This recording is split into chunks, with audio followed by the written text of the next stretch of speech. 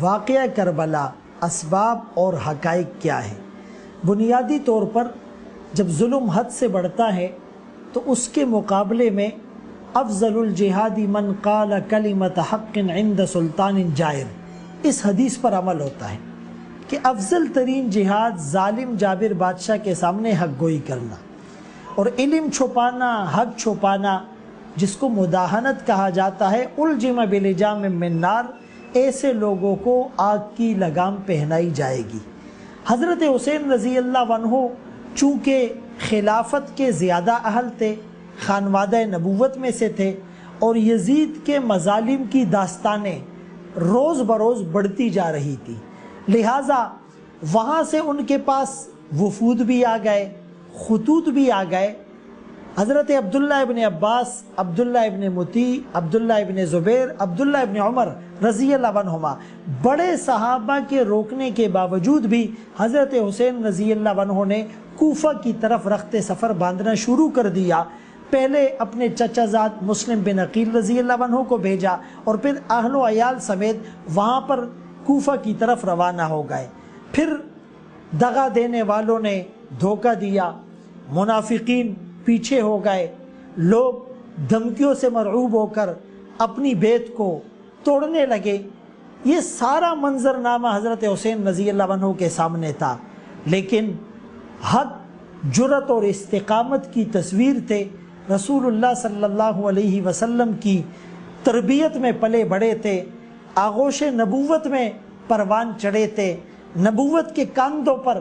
سوار ہوئے تھے، نبوت کے لبوں نے جن کے رخساروں کے بوسے لیے تھے، اور رسول اللہ صلی اللہ علیہ وسلم نے جو پیشن گوئی کی تھی کہ میری امت میرے اس بیٹے کو شہید کر دے گی، اور دنیا کے لیے ایک مشعل راہ اور رول ماڈل بننا تھا کہ خانوادہ نبوت اپنے خون سے گلشن اسلام کی آبیاری کر کے دنیا کو بتائے گا۔ اپنے لہو سے روشن کر دی گلیاں اس ویرانے کی،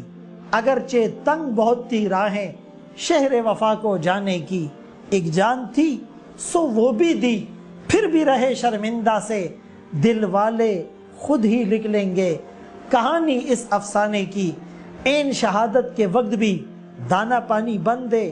محاصرے میں ہیں، اہل و عیال فاقے سے گزر رہے ہیں، لیکن اپنے اہل و عیال کو وصیت کی کہ شہادت کے بعد چہروں پر نہیں مارنا، گریبانوں کو چاک نہیں کرنا،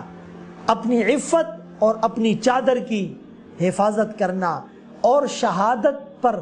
شہید ہونے والے پر رویا نہیں جاتا۔ شہید تو زندہ ہوتا ہے، وہ تو استعارہ بن جاتا ہے، اس سے بہترین زندگی تو کسی کی ہو نہیں سکتی۔ حضرت حسین رضی اللہ عنہ نے نماز کو نہیں چھوڑا،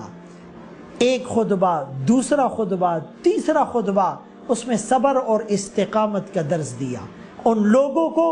ان کے کیے ہوئے وعدے یاد دلائے، ان کے بھیجے ہوئے خطوط دکھائے، ان کے معاہدات اور ان کی وہ بیت، وہ سارا منظر ان کے سامنے رکھا کہ تمہارے بلانے پر میں آیا ہوں، اپنی جان کو خطرے میں ڈال کر، اپنی آل اولاد اور متبعین کو خطرے میں ڈال کر، لیکن ارادے جن کے پختہ ہو، نظر جن کی خدا پر ہو، تلاتم خیز موجوں سے وہ گھبرایا نہیں کرتے۔ این شہادت سے پہلے بھی نماز پڑھی اور وہ سجدہ کر کے دنیا کو دکھایا، نہ مسجد میں، نہ مندر میں، نہ بیت اللہ کی دیواروں کے سائے میں، نماز عشق ادا ہوتی ہے تلواروں کے سائے میں۔ آج ہمیں بھی